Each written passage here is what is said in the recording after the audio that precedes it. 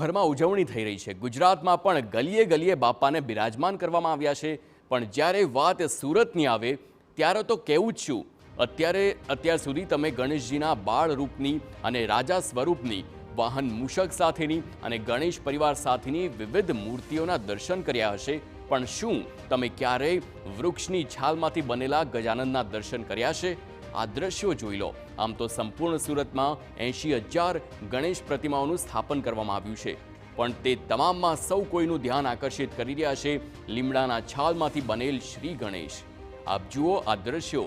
11 ફૂટની આ પ્રતિમા કે જેણે સંપૂર્ણપણે લીમડાની છાલ અને ઘાસ તેમજ માટીમાંથી તૈયાર કરવામાં આવી છે।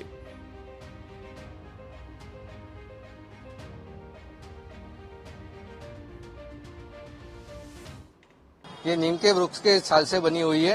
इसमें 70 से 80 किलो नीम का वृक्ष लगाया हुआ है और ये मूर्ति का वजन कम से कम 600 से 700 किलो है।